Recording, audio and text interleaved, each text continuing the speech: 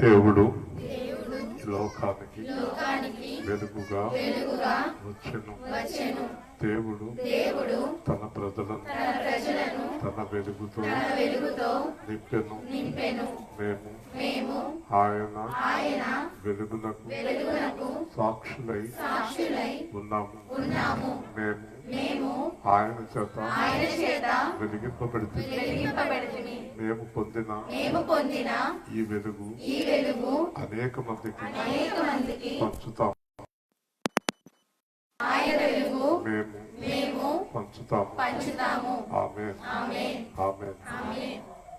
రక్షకుడు దయించినాడు మన కొరకు పరమా, రక్షకుడు దయించినాడు మన కొరకు పరమా, రక్షకుడు దయించినాడు. రక్షకుడు దయించినాడు రాని వల్ల పోయులారా. రక్షకుడు దయించినాడు రాని వల్ల పోయులారా. రక్షణమున పోయి మనని నిరీక్షణ ఫలమొందుదాము. రక్షకుడు దయించినాడు మన కొరకు పరమా, రక్షకుడు దయించినాడు.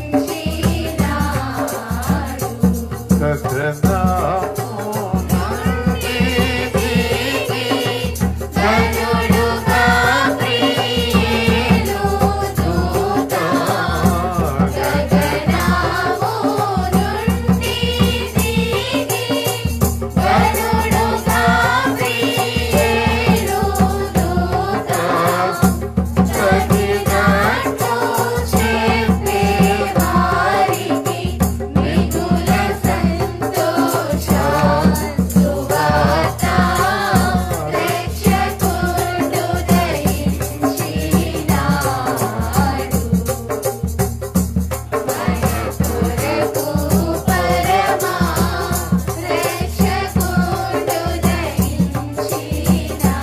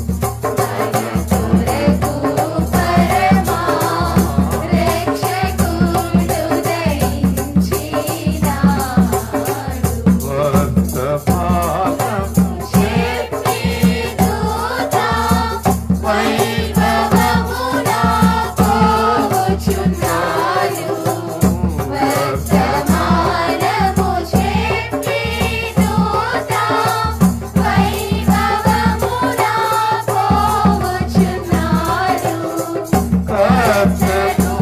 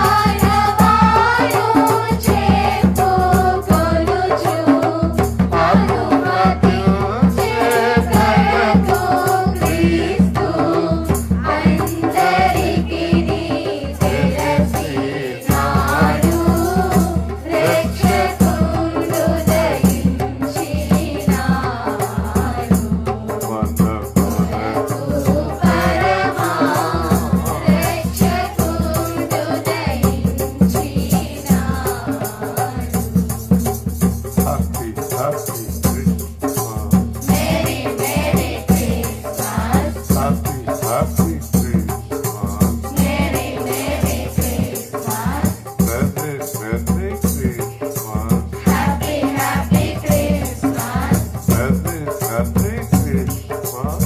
Happy happy Christmas. క్రీస్తు నేడు పుట్టాడు. హల్లెలూయా. క్రీస్తు నేడు మన కొరకు పుట్టాడు. హల్లెలూయా. క్రీస్తు నేడు మనలో పుట్టాడు. హల్లెలూయా. క్రీస్తు నేడు అనేకుల కొరకు పుట్టాడు. హల్లెలూయా. హల్లెలూయా. హల్లెలూయా. క్రీస్తు రాజు, జై. రాజుల రాజు. జై.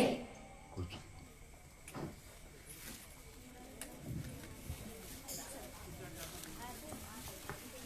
నిశ్శబ్దం. దేవుని వాక్యాలు శ్రద్ధగా విందాం.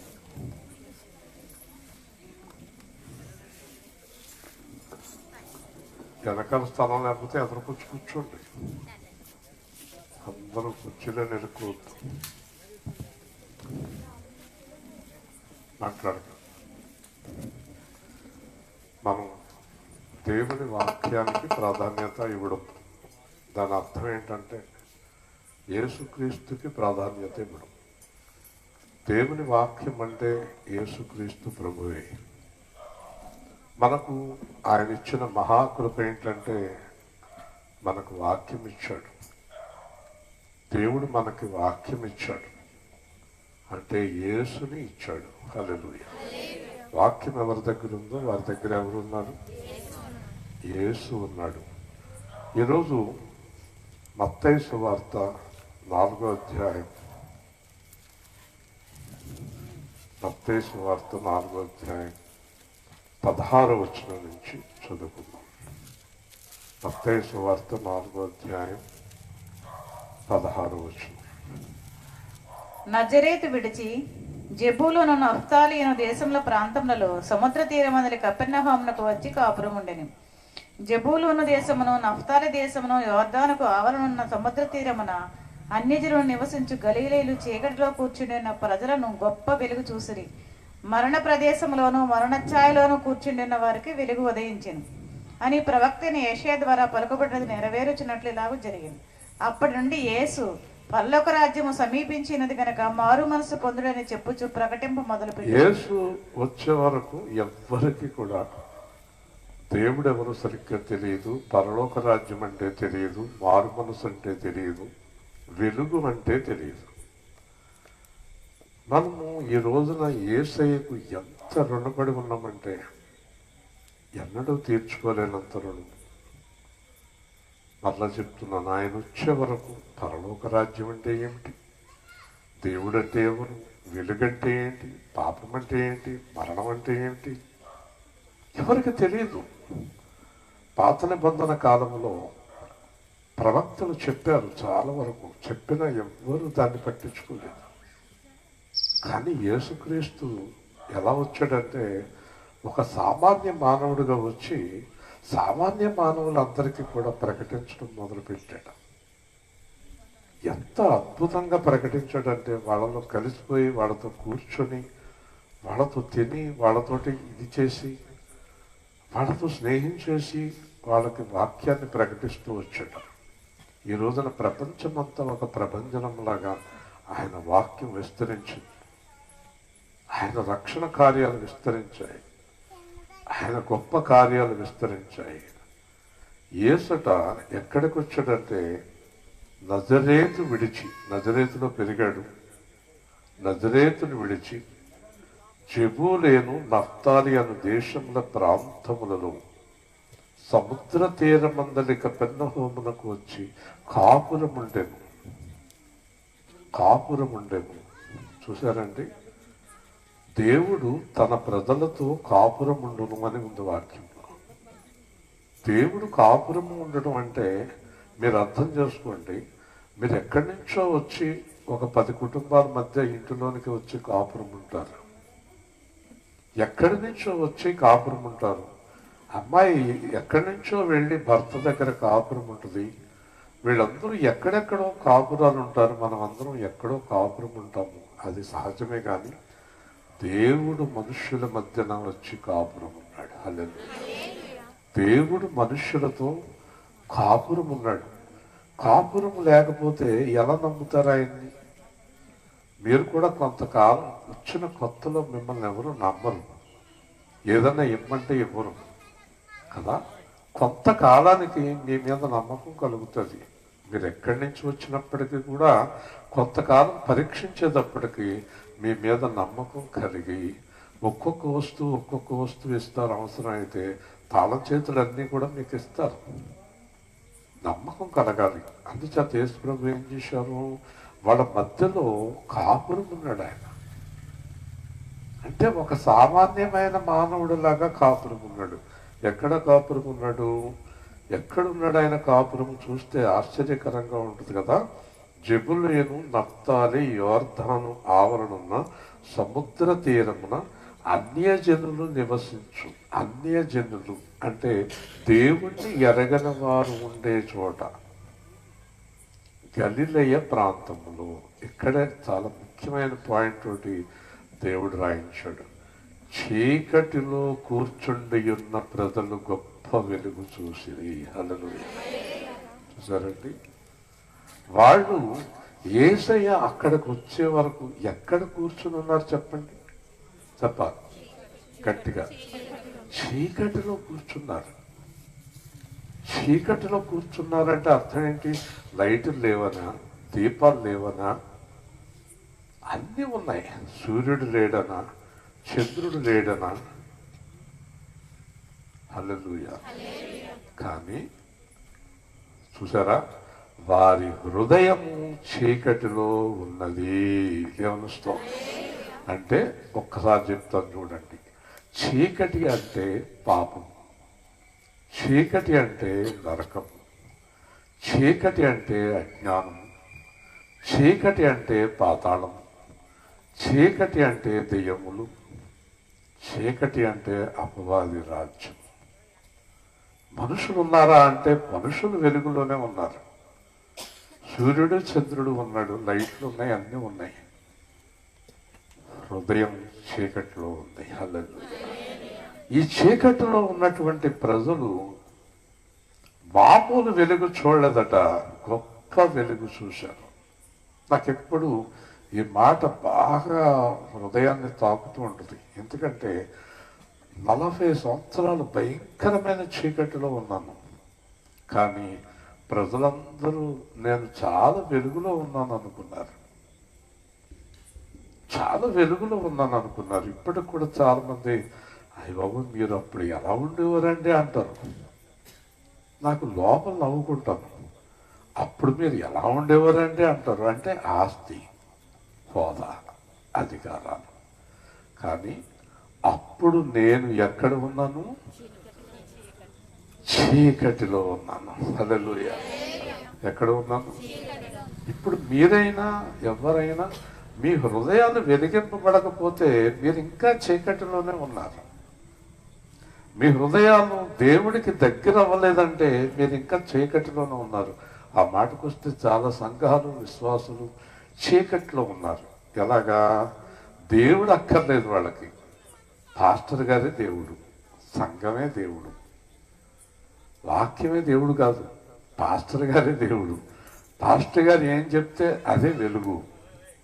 సంఘ నియమములు ఏదుంటే అదే వెలుగు. సంఘములో ఏముంటే అదే వెలుగు. ఏదైతే అదే వెలుగు. నువ్వు ఏది నమ్మితే అదే వెలుగు. నువ్వు ఏదనుకుంటే అదే వెలుగు. ఒక ఆయన అంటున్నాడు, మా ఇంట్లో వెలుగు ఉందండి, మా ఇంట్లో జీవజలం ఉందండి. ఏంటయ్యా నీ ఇంట్లో ఉన్న వెలుగు అంటే, ఎక్కడి నుంచో తెచ్చిన పసల నీళ్ల బుడ్డి, ఎక్కడి నుంచో తెచ్చిన నూనె బుడ్డి, ఎక్కడి నుంచో తెచ్చిన చిన్న గుడ్డ ముక్క, అది వెలుగు వాళ్ళకి. క్రైస్తవుల్లో కూడా వెలుగులో లేరు చాలా మంది. అందుకని యేసు ప్రభు అన్నాడు, ఈ ప్రజలు పెదవులతో నన్ను ఘనపరుస్తున్నారు, వారి హృదయము దూరముగా ఉన్నది.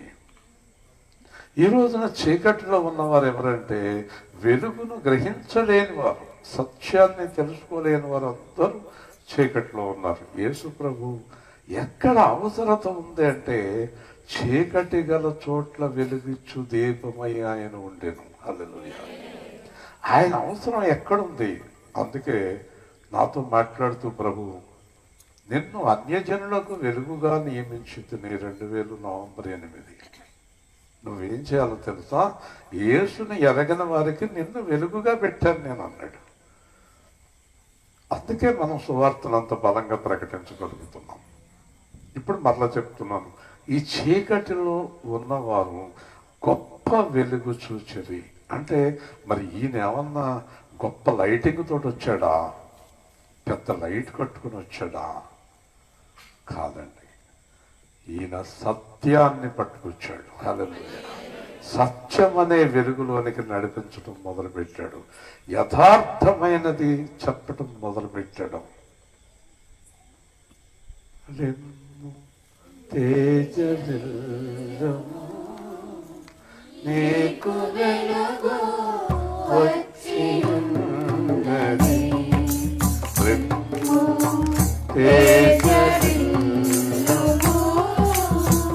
నీకు వెలుగు వచ్చి ఉన్నది. యెహోవా మహిమ నీపైన, యెహోవా మహిమ నీపైన ఉదయించెను చూడుము, ఉదయించెను చూడుము. బిందు తేజరిల్లుము నీకు వెలుగు వచ్చి ఉన్నది.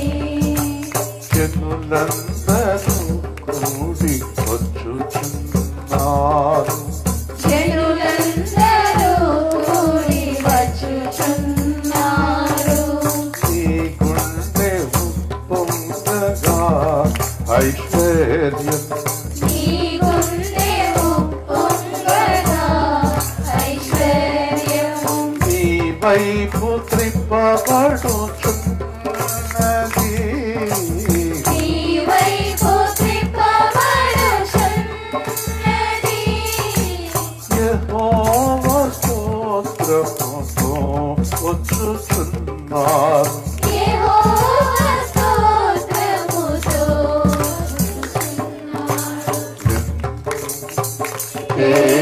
తేజరిల్లుము నీకు వెలుగు వచ్చి ఉన్నది. ఆయన మందిరం బలిపీఠం, ఆయన మందిరం బలిపీఠం అలంకరింపగా అన్యులు రారు, అలంకరింపగా అన్యులు రాజులు. జయోత్సవముతో వచ్చుచున్నారు, జయోత్సవముతో వచ్చుచున్నారు. ఆయన పాదతలము ఆయన పాదస్థలము మహిమా పరచాబడు, మహిమా పరచబడును. ఈ దుఃఖ దినము సమాప్తమాయె, ఈ దుఃఖ దినములు సమాప్తమాయెను.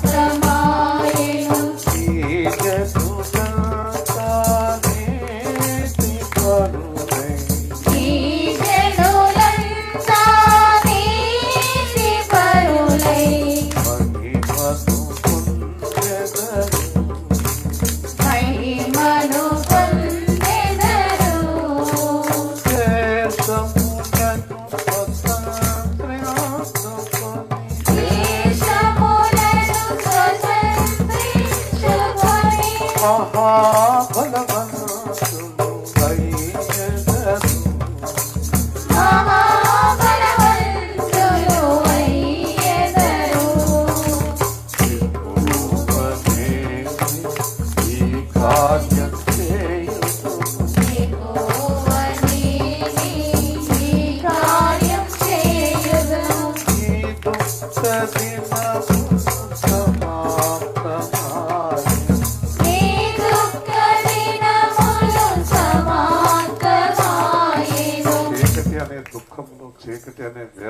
చీకటి అనే శోధనలో ఉన్నటువంటి వారందరి దుఃఖము ఆయన సమాప్తం చేశాడు. ఏం చేశాడు ఆయన? సత్యాన్ని బోధించాడు. నువ్వు ఎక్కడున్నావో తెలుసా అన్నాడు. నువ్వు ఎక్కడికి దగ్గరగా ఉన్నావో తెలుసా అన్నాడు. 1, నువ్వు మరణానికి దగ్గరగా ఉన్నావు. 2, పాతాళానికి దగ్గరగా ఉన్నావు. 3, నరకానికి దగ్గరగా ఉన్నావు. నువ్వు పాతాళానికి, నరకానికి, మరణానికి నువ్వు దగ్గరగా ఉన్నావు. ఎలాగండి? ఏ విధంగానండి? నేను ఇంచేత నరకానికి దగ్గర అయ్యానండి, నేను ఎందుకు పాతాళానికి దగ్గర అయ్యానండి అని అడిగారు వాళ్ళందరూ కూడా. దాని గురించి వివరిస్తూ, మీకేం జరిగిందో తెలుసా? మీ జీవితంలో జరిగింది ఏంటో తెలుసా? ఏం జరిగిందండి?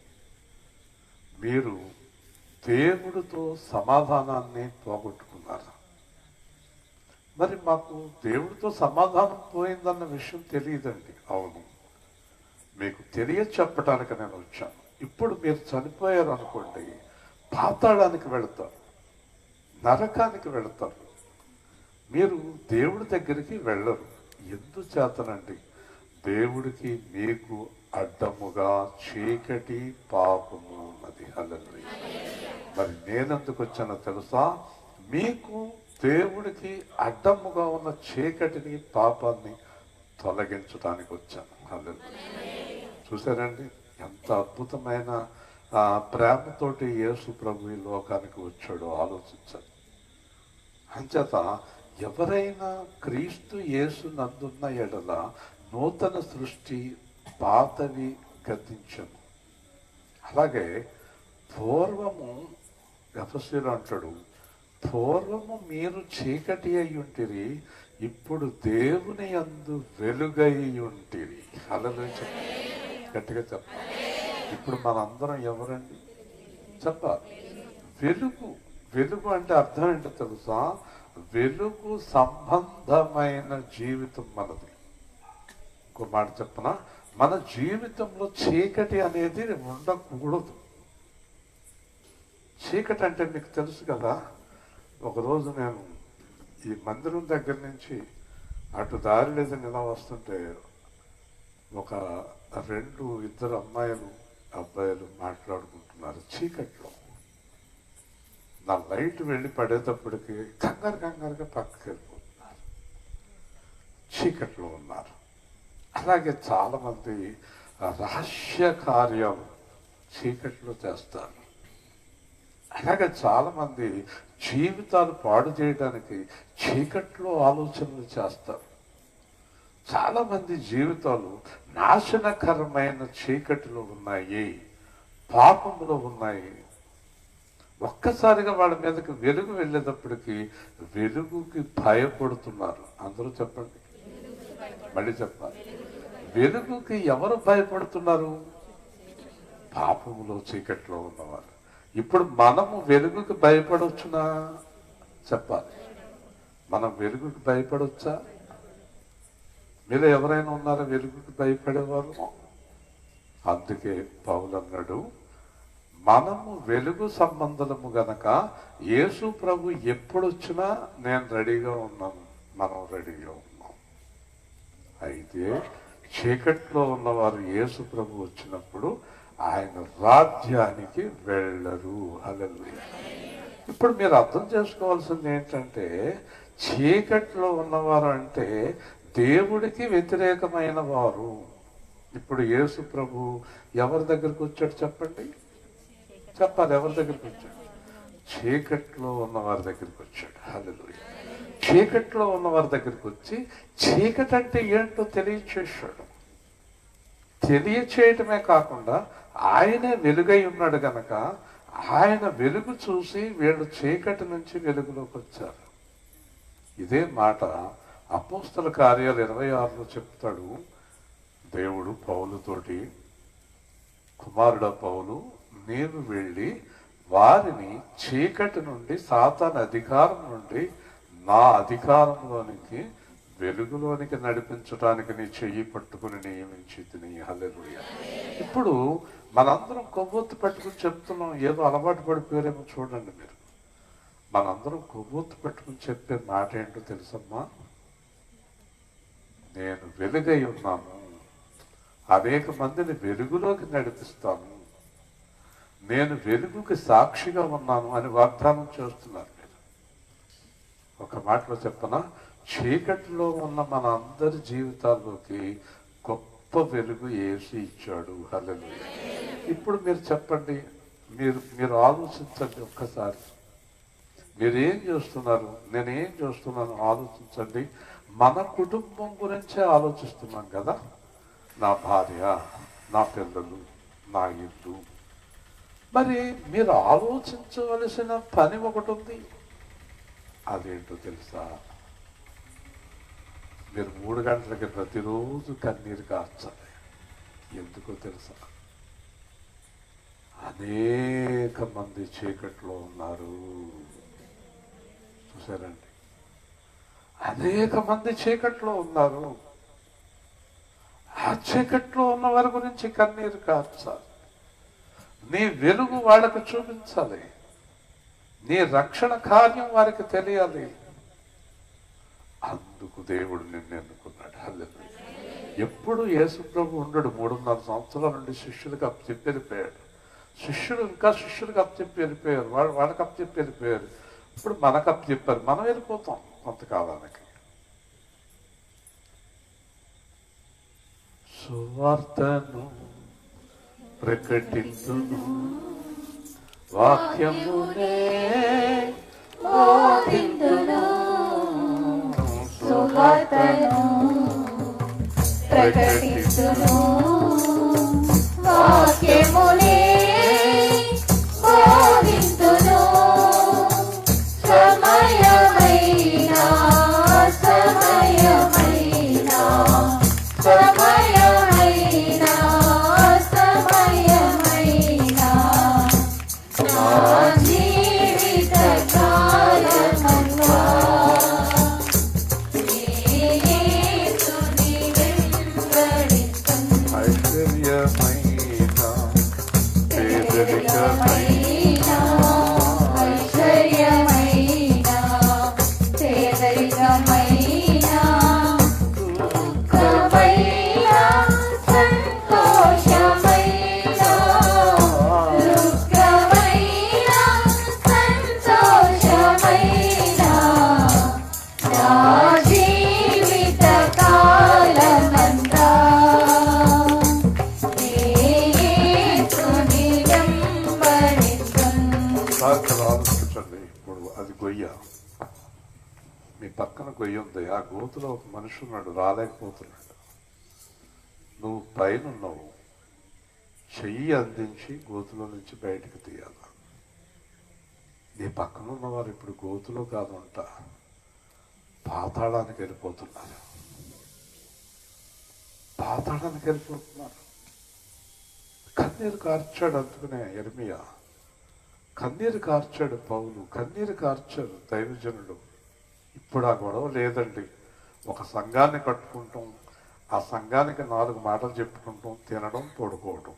వీళ్ళందరూ వెళ్ళి వాళ్ళ ఇంట్లో వాళ్ళు పడుకోవడం. కానీ దేవుడు యేసు సేవా కేంద్రానికి అప్పచెప్పిన పని ఏంటో తెలుసా? అదే మన సింబల్. గోతిలో ఉన్న నా సహోదరి సహోదరులను లేవనెత్తవలెను. అది నీ డ్యూటీ. నా డ్యూటీయే కాదు, అందరికీ, సంఘంలో ఉండే ప్రతి ఒక్కరికి. గుర్తుపెట్టుకోండి, రేపొద్దున్న మధ్యాకాశానికి వెళ్ళినప్పుడు ఇస్రాయేల్ అనేవాడు ఎక్కడో ఉంటాడు. నేను ఇస్రాయేల్ గారి సంఘం అని నన్ను నిలిగితే కుదరదు. దేవుడు ప్రతి వ్యక్తిని అడుగుతాడు మిమ్మల్ని. కొంతమంది బాధ్యత లేకుండా తిరుగుతున్నారు మన సంఘంలో. అడుగుతాడు, అమ్మా నువ్వేం చేశావు? అది కాదండి, ఇస్రాయేల్ గొడవ ఇక్కడ వద్దు, నువ్వేం చేశావు? అక్కడ కుదరదండి ఈ మాటలు. నువ్వు సొంతముగా ఎవరి కొరకు ప్రార్థన చేశావు, ఎవరిని నడిపించావు, ఎంతమందిని నడిపించావని లెక్క అడుగుతాడు నిన్ను. ఒకవేళ నువ్వు జీవించి ఉన్నంత కాలం చక్కగా ప్రార్థన చేస్తూ ఇంకొకరికి సువార్త చెప్తూ, ఒకటి మీరు గుర్తుపెట్టుకోండి, ఈరోజు మీరు మొదట వెలుగులో ఉండాలి. మీరు పైన ఉంటేనే గోతులో ఉన్న వారి గురించి ఆలోచన చేసి లాగటానికి బాగుంటుంది. మీరు గోతులో ఉంటే ఇంకెవరు లాగుతారు? అలాగే ఈ రోజున క్రైస్తవులు చాలామంది గోతిలో అంటే పాపంలో ఉన్నారు. వారు ఇంకా పరిశుద్ధత వైపుకి ఎలా నడిపిస్తారు? ఒక్కసారి ఈ రాత్రి మీరు అందరూ ఆలోచించండి.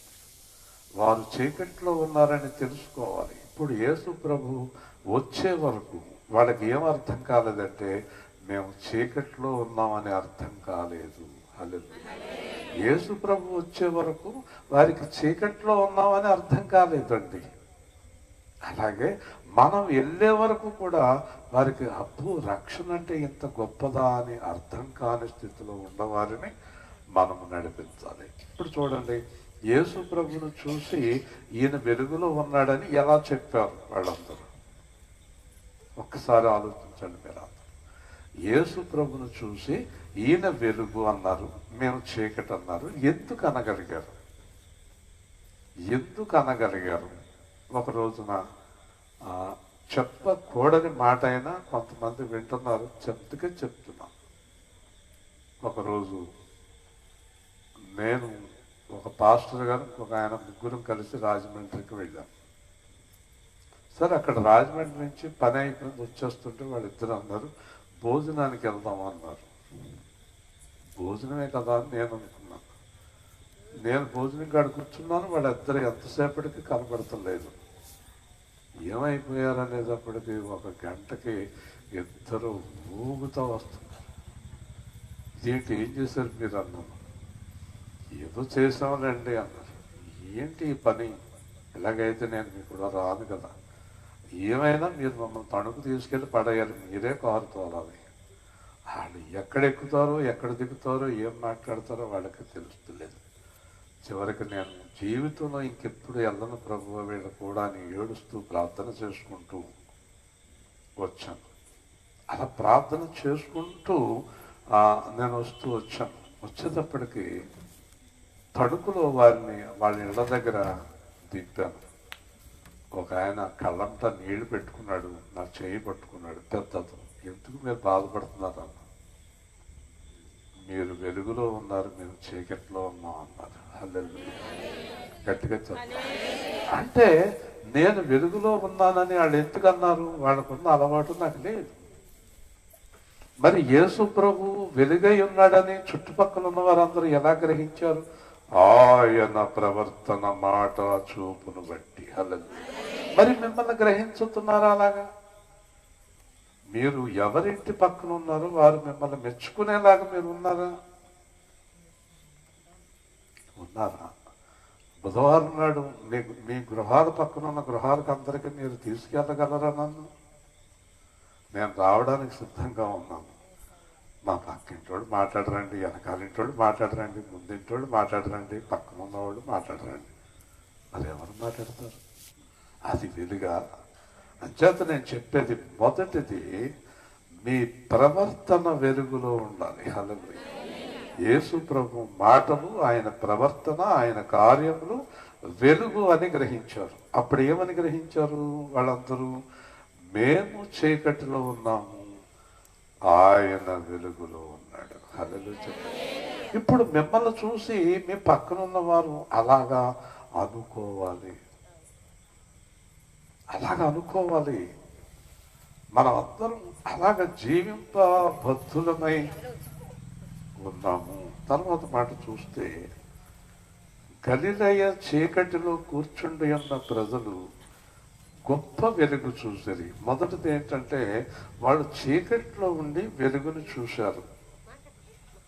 మరణ ప్రదేశము, మరణ ఛాయల్లో కూర్చుండి ఉన్న వారికి వెలుగు ఉదయించను.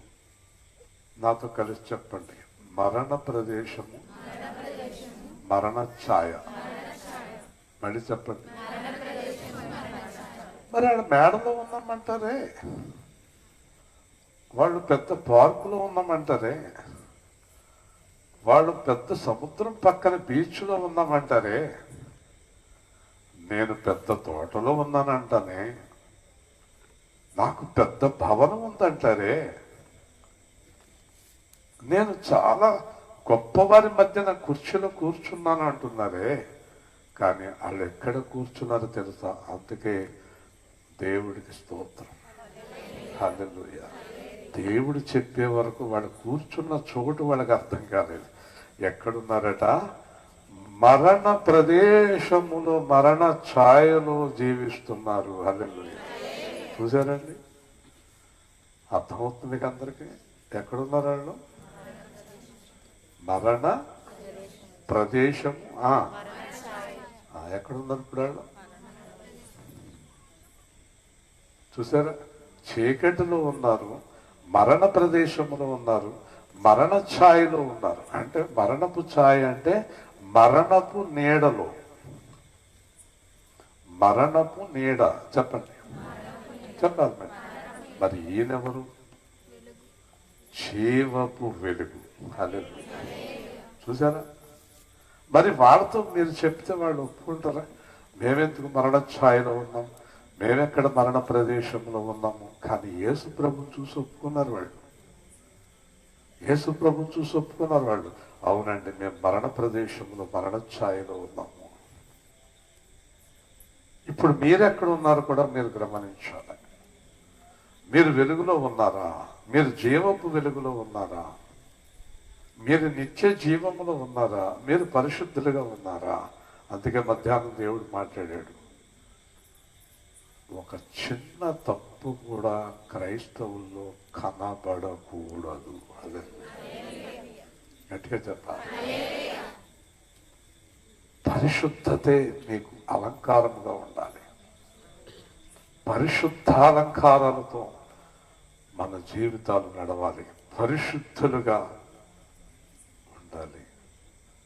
విశ్వాస వీరుల వరుసలో నిలుపుమా, విశ్వాస వీరుల వరుసలో నిలుపుమా, ప్రార్థనా వీరుల వరుసలో నిలుపుమా, ప్రార్థనా వీరుల వరుసలో నిలుపుమా, వాక్య సేవకుల వరుసలో నిలుపుమా, సువార్త వీరుల వరుసలో నిలుపుమా. యేసు ప్రభు మా రక్షక, యేసు ప్రభు మా రక్షక, త్యాగవీరులా వరుసలో నిలుపుమా, త్యాగవీరులా వరుసలో నిలుపుమా, హతసాక్షులైన వారి వరుసలో నిలుపుమా, సత్య స్వతంత్రుల వరుసలో నిలుపుమా, యథార్థ సేవకుల వరుసలో నిలుపుమా, యేసు ప్రభు మా రక్షక, యేసు ప్రభు మా రక్షక, అతిథీనులైన వారి వరుసలో నిలుపుమా, అతిథీనులైన వారి వరుసలో నిలుపుమా, నీకిష్టమైన వారి వరుసలో నిలుపుమా, నీకిష్టమైన వారి వరుసలో నిలుపుమా, భయభక్తుల కలవారి వరుసలో నిలుపుమా, భయభక్తుల కలవారి వరుసలో నిలుపుమా, యేసు ప్రభు మా రక్షక, యేసు ప్రభు మా రక్షక. అని చెప్పిన ప్రవచనము నెరవేరింది. 4000 సంవత్సరాల కిందట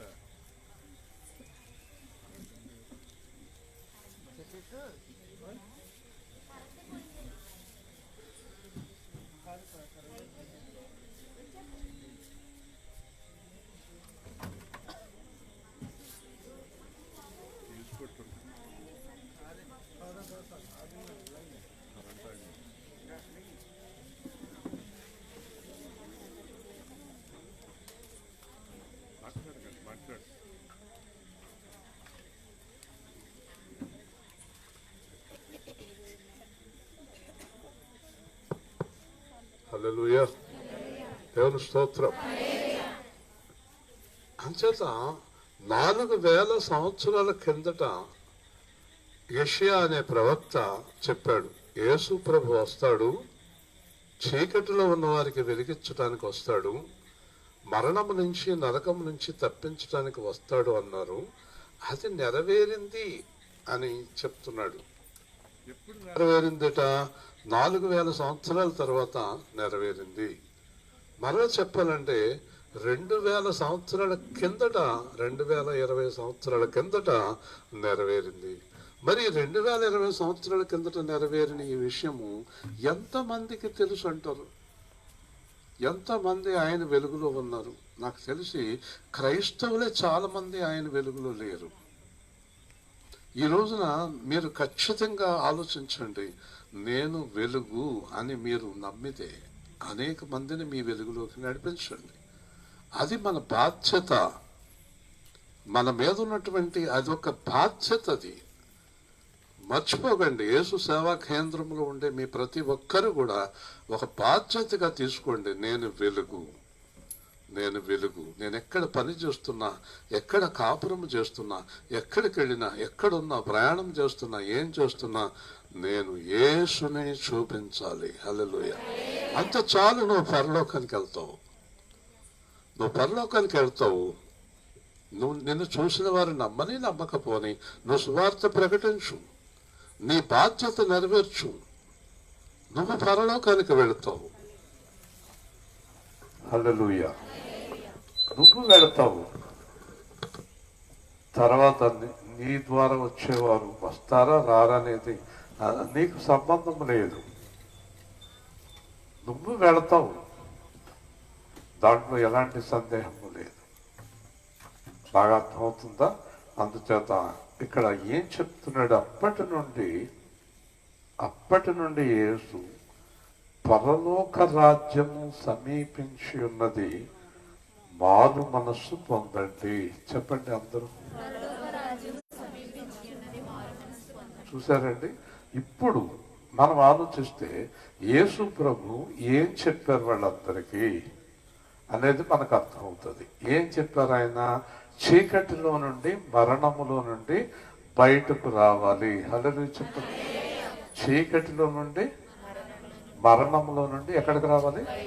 బయటకు రావాలంటే ఏమి పొందాలి? అందరూ చెప్పండి గట్టిగా. చూసారండి? ఎక్కువ బోధించలేదండి ఆయన. నన్ను చాలా మంది అడుగుతారు, ఏంటంటే చాలా తక్కువ సమయం చెప్తారు మీరు వాక్యం. సువార్తలైన అమ్మగారు కూడా మీరు చాలా ఎక్కువసేపు చెప్పేయాలండి. కాదండి, తక్కువ సమయం కాదండి, ముఖ్యమైన మాటలు. ఈరోజు విన్నారు కదా మీరు, అతి ప్రాముఖ్యమైన మాటలు, అంతే ఎక్కువ మాటలు అక్కర్లా. అందుచేత మారు మనసు పొందవలేను. హల్లెలూయా చెప్పండి. అంటే ప్రతి క్రీస్తు యేసు సంబంధి ఏ మనసు పొందాలి? మారు మనసు అంటే ఏంటి చెప్పండి? క్రీస్తు యేసునకు కలిగిన మనసు. ఏంటా మనసు? క్రీస్తు యేసుకి ఏ మనసు ఉంది? ఆయన మనసంతా కలిపి ఒక్క మాట చెప్పను. ఆయన మనసంతా కలిపితే ఒక్కటే ఉంది, అది స్వచ్ఛమైన ప్రేమ. హల్లెలూయా. ప్రేమ, యేసయ్య ప్రేమ, ప్రేమ, యేసయ్య ప్రేమ, ప్రేమ. 62వ పాట.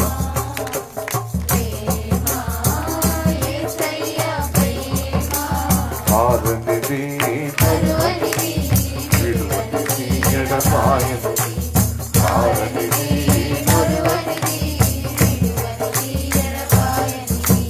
ప్రేమ, యేసయ్య ప్రేమ, ప్రేమ, యేసయ్య ప్రేమ,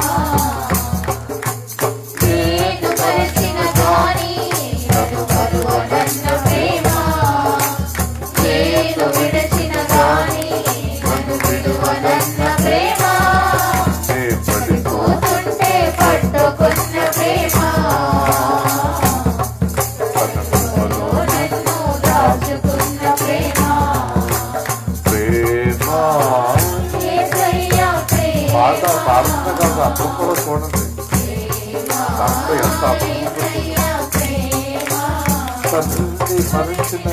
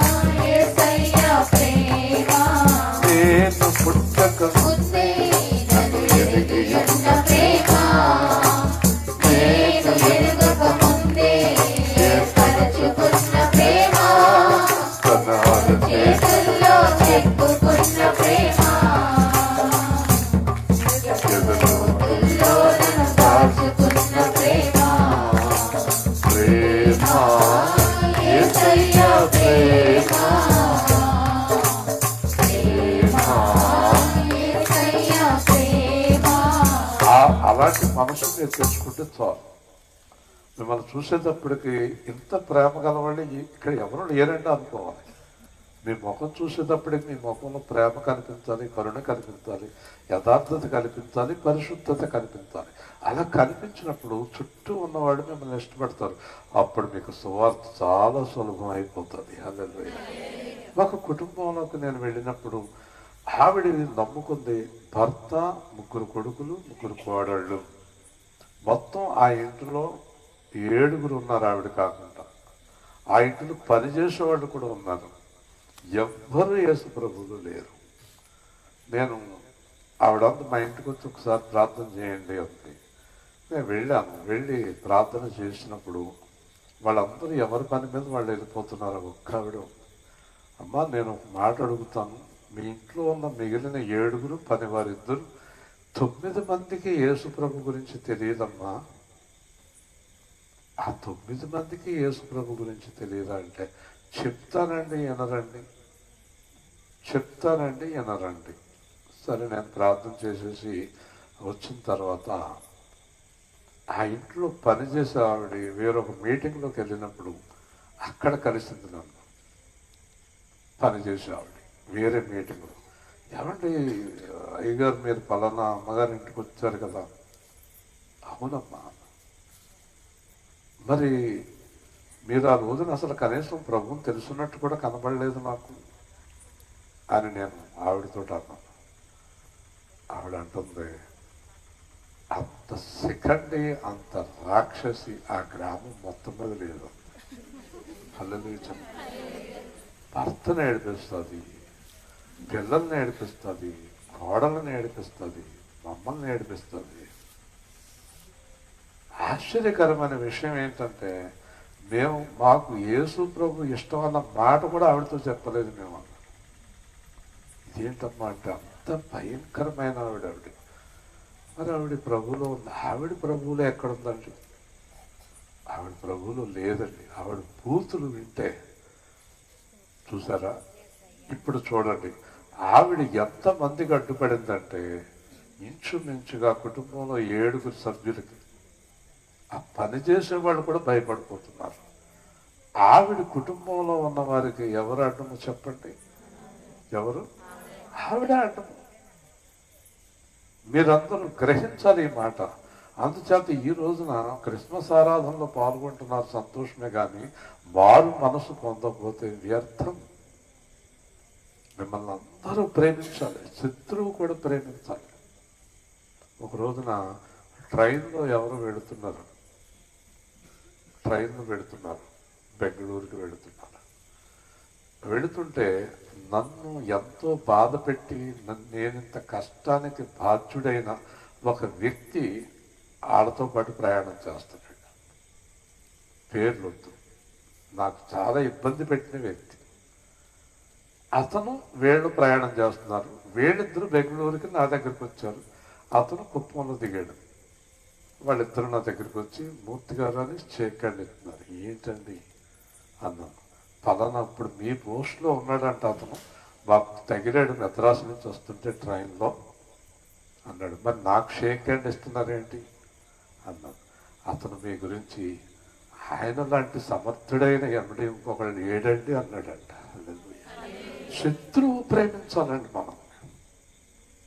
అప్పుడే అడిగారంట, మరి ఏంటి అంటే, ఏం చెప్తామండి, ఎందుకు జరిగిపోయిందో తెలియదు, కానీ ఆయనలో 1000వ వంతు కూడా నేను చేయలేను అన్నాడంట. హల్లెలూయా చెప్పండి. చూసారండి, సత్యాన్ని ఒప్పుకున్నాడు శత్రువు సత్యాన్ని ఒప్పుకున్నాడు. యేసు ప్రభు గురించి సాతాను ఏమంటాడు మీకు తెలుసా మీకు? సాతాను యేసు ప్రభుని ఏమంటాడో తెలుసా? పరిశుద్ధుడు అంటాడు. హల్లెలూయా. పరిశుద్ధుడు అనకుండా ఉండగలడా సాతాను? ఇప్పుడు చెప్పండి, మిమ్మల్ని ప్రేమించి మీ గురించి మంచిగా చెప్పేవారు ఎంతమంది ఉన్నారు? మీరు ఎంతమంది దగ్గర సాక్ష్యాన్ని సంపాదించుకున్నారు? మీ ఇంట్లో సాక్ష్యం ఉందా? నీ భర్త నీ గురించి సాక్ష్యం ఇస్తాడా? నీ పిల్లలు, నీ భార్య నీ గురించి సాక్ష్యం ఇస్తారా? ఎందుకెవరో తెలుసా? యేసుక్రీస్తు మనస్సు నీకు లేదు. హల్లెలూయా. ఈరోజు తెచ్చుకోండి. 2, పరలోక రాజ్యము సమీపించి ఉన్నది. ముగిస్తున్నాం. పరలోక రాజ్యం అంటే దేవుని రాజ్యం. దేవుని రాజ్యంలోకి వెళ్ళాలంటే నీకు మారు మనసు లేకుండా నేను ఇవ్వను అని యేసు అంటున్నాడు. అంచేత మనం అందరం కూడా మారు మనసు పొందాలి, దేవుని రాజ్యంలోకి వెళ్ళాలి. అంతేకాదు, ఆయన వెలుగుని అనేక మందికి చూపించాలి, అనేక మందిని ఆయన రాజ్యానికి నడిపించాలి. ఇది మనందరి బాధ్యత. ప్రార్థన చేస్తున్నాం. ప్రేమగల తండ్రి, దేవాధిపతి అయిన ప్రభువా, ఈ రాత్రి కాలమందు దివ్యమైన నీ సువార్తను ప్రకటించడానికి సహాయం చేసినందుకు స్తోత్రాలు. సిలువేయబడిన యేసుక్రీస్తు ప్రభుని యొక్క మాటలు మేము ధ్యానించడానికి మాకు సహాయం చేశారు. మా ప్రవర్తన ద్వారా మా యొక్క హృదయం నీ హృదయంలాగా మారి మేము అనేక మందిని నీలోనికి నడిపించగలిగిన శక్తిని, బలమును కలిగి ఉండి నీ ఆత్మ ద్వారా జీవించే కృపను గ్రహించమని, సైతానీయ దుష్ట శక్తులు శోధనించి తప్పించి రక్షించమని, నీ ఆత్మతో మమ్మల్ని అందరినీ భద్రపరచమని, సువార్తరాని తల్లిగారిని, తండ్రిని, సహోదరుణ్ణి, సువార్తరాని భర్తను, సువార్తరాని ఇచ్చిన పిల్లలను దీవించమని, దూర ప్రాంతంలో ఉన్న సువార్తరాజును దీవించమని, త్వరగా రావడానికి సహాయం చేయమని, చుట్టుపక్కల ఉన్న వారందరూ నీ సత్యాన్ని తెలుసుకునే కృపను గ్రహించమని,